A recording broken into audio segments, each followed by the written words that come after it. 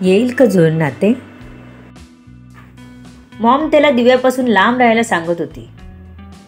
कसं देणार होता तो प्रॉमिस इथून पुढे? तो उठत नव्हता बघून शिव घाबरला. असा पाय गाळण्यातला तो कधीच नव्हता, पण नेहमी हतबलता आपल्या लोकांसमोर असते हे माहीत होतं शिवला. त्याला आदित्यच्या मॉमचा राग आला होता, पण जास्त काही बोलू शकत नव्हता तो. तरीही थोडं बोलायचं धाडस केलं होतं त्याने, कारण बॉस काहीच बोलत नव्हता. तो भांडत नव्हता, हट्ट करत नव्हता. तो मॉमने समजून घ्यावं ही अपेक्षा करत होता. नीता काही समजून घ्यायच्या तयारीत नव्हती. आदित्यला खाली पडलेलं बघून मॉम लगेच त्याच्याकडे धावली. घरातल्या नोकराला आवाज देऊन त्याने पाणी आणायला सांगितलं. आधी आधी काय झालं? त्याची मॉम आवाज देत होती. हे घ्या. त्याला प्रेमापासून वेगळं व्हायचं प्रॉमिस मागून काय झालं विचारते. काय बोलायचं याला, तुम्हीच सांगा. त्यांना ट्रेस आलाय, शिव म्हणाला. अरे बापरे, आता काय करायचं? आदित्यची मॉम घाबरली. मी बघतो म्हणून शिवने आदित्यला खांद्यावर घेतलं आणि सोबत तिथला नोकर आला. शिवला आदित्यला पकडून घेऊन येताना बघून पटकन ड्रायव्हर पुढे आला. त्याने गाडीचा दरवाजा उघडून आदित्यला आत ठेवायला मदत केली. आदित्य अजूनही अनकॉन्शियस होता. शिव आदित्यच्या बाजूला बसला आणि गाडी लगेच हॉस्पिटलकडे धावू लागली. मागून येणाऱ्या नीताला वाटलं होतं शिव तिच्यासाठी थांबेल, पण तो काही थांबला नव्हता. त्याने मग आपल्या ड्रायव्हरला गाडी करायला सांगितली. तोपर्यंत थोडा वेळ गेलाच होता. आदित्यला घेऊन गाडी हॉस्पिटलमध्ये पोहोचली तर डॉक्टरांनी शिवला समोरच बघितलं. ते जाऊन त्याला भेटले. शिव घाईत होता. दिव्या मॅडमना बघायला आलात ना? त्याच वॉर्डमध्ये आहेत, डॉक्टर म्हणाले. आणि शिवला आपल्या कानांवर विश्वास बसेना.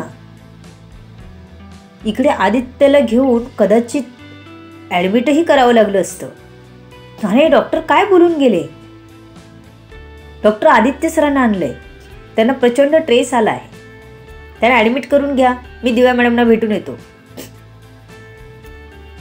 त्यांच्या मॉम आल्या की त्यांना इथेच थांबवून घ्या. त्यांना सांगू नका मी वर दिव्या मॅडमना भेटायला गेलो ते. शिव डॉक्टरांना म्हणाला. आदित्यकडे त्याच्या बॉडीगार्डला उभा करून तो दिव्याला भेटायला गेला. पण समोरून गेलं तर लगेच आदित्यच्या मॉमला कळणार होतं, म्हणून शिवने बाहेर जाण्याचं नाटक केलं. त्यानंतर त्याने शर्ट बदलून सिंपल शर्ट घातलं, तोंडाला मास्क घातलं आणि तोंडाला एक पांढरा कापड बांधला. त्यानंतर तो पुन्हा आत आला. नीता पाठोपाठ पोचल्या होत्या. डॉक्टरांनी त्यांना आदित्यकडे नेलं. नीतांना तिथे शिव दिसत नव्हता. त्यात तर ह्या सगळ्या गडबडी दिव्याला इथे ठेवलं हे विसरल्याच होत्या. शिव कुठे आहे? नीताने डॉक्टरांनाच विचारलं. नीता आदित्यच्या जवळ बसत म्हणाल्या. त्यांना काही अर्जंट काम आलं म्हणाले, येतील थोड्याच वेळात. डॉक्टर म्हणाले आणि आदित्यच्या ट्रीटमेंटवर लक्ष केंद्रित करत त्याला चेक करू लागले. काही इंजेक्शन दिल्यावर त्यांनी आदित्यला आराम करू दे सांगून तिथून बाहेर पडले. डॉक्टर आले ते सरळ दिव्याच्या वार्डमध्येच. तिथे शिव दिव्याला तिथून हलवण्याची तयारी करत होता. शिव सर, काय झालं? डॉक्टर म्हणाले. डॉक्टर, इथे दिव्या मॅडमच्या जीवाला धोका आहे. त्यांना कोणीतरी किडनॅप केलेलं. तुम्ही यांचे सगळे पेपर रेडी ठेवा, मी यांना लगेच दुसरीकडे शिफ्ट करतोय. शिव घाई करत म्हणाला. ओके. डॉक्टर बाहेर जाणार तर शिवने थांबवलं त्यांना. आदित्य सरांच्या मॉमला काहीच सांगू नका आणि प्लीज आम्हाला मागच्या बाजूने बाहेर जायची परमिशन द्या, शिव म्हणाला आणि डॉक्टर लगेच तयार झाले.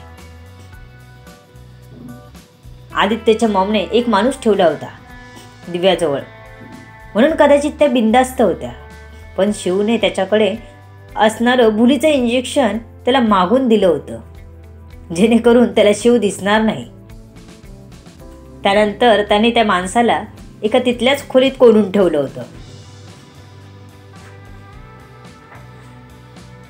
त्याने आपल्या हॅकरला कॅमेऱ्याचा हा रेकॉर्ड डिलीट करायला सांगितला, कारण आदित्यची मॉम चेक करणार नक्कीच. दिव्याला तिथून हलवण्यात शिवला यश आलं. त्याने ओळखीच्या ठिकाणी न नेता तिला आपल्या स्वतःच्या फ्लॅटवर नेलं. तिथे तिचे उपचार चालू ठेवले. ती अजूनही शुद्धीत आली नव्हती. एक नर्स हायर केली त्याने, 2 बॉडीगार्ड ठेवले आणि तो लगेच आदित्यकडे पोहोचला. ज्याला शिवने तात्पुरतं भुलीचं इंजेक्शन दिलं होतं तो माणूस शुद्धीत आला. त्याने लगेच नीताला कॉल केला. त्याचा कॉल बघून नीता बाजूला आल्या. नीतांना गुपचूप जाताना बघून शिव मागून हळूच बघत होता आणि गालातल्या गालात हसत होता. मॅम, कोणीतरी दिव्या मॅडमना घेऊन गेलं इथून, तो माणूस म्हणाला. तू काय करत होतास? झोपा काढत होतास का? नीताला त्याला हळू आवाजात ओरडत होत्या. आता आदित्यला काय सांगायचं हे कळत नव्हतं त्यांना. परत त्या किडनॅपरने पळवलं असेल तिला तर किती डेंजर आहे, त्यांनाच काळजी वाटली. मॅम, मी तिथे उभाच होतो. कोणीतरी मागून येऊन मला भुलीचं इंजेक्शन दिलं आणि एका खोलीत डांबून ठेवलंय. मला बाहेर काढायला सांगा, तो माणूस म्हणाला. तू मर तिथेच. एक काम दिलेलं तुला सरळ करता येत नाही. किती प्रॉब्लेम झाले आहेत माहीत आहे का तुला?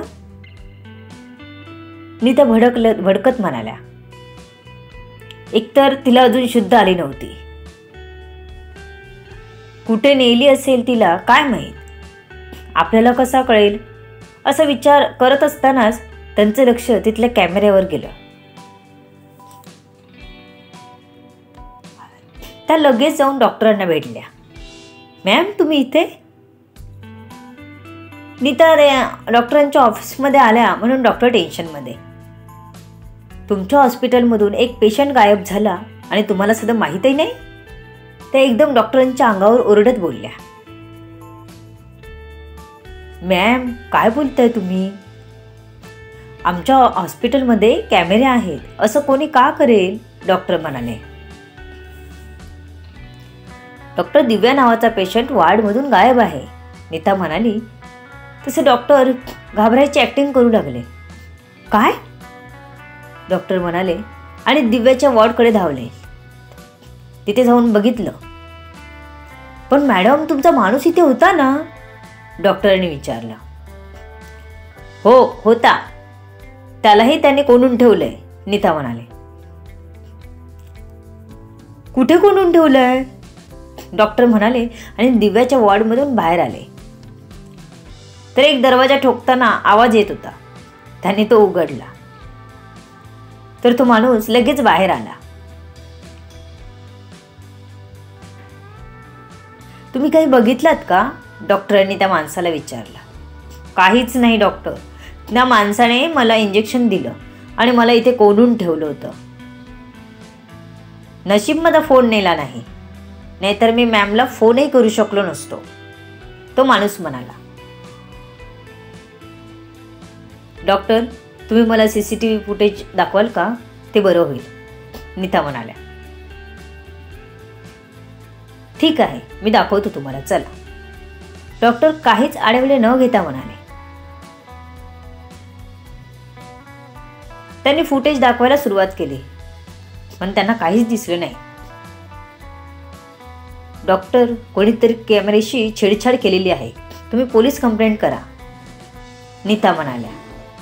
ओके, करतो, पण एकदा आमच्या कमिटीशी बोलतो, डॉक्टर म्हणाले.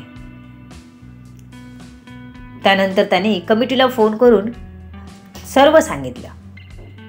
तसं त्यांनी सांगितले, नका करू कंप्लेंट. त्यांना काहीतरी असं कारण द्या जेणेकरून त्या पुन्हा कंप्लेंट करायची वार्ता काढणार नाहीत. कमिटीतील एक जण म्हणाले. ओके म्हणत डॉक्टरने फोन ठेवला. थोडा वेळ शांत घालवत त्यांनी शिवला कॉल केला.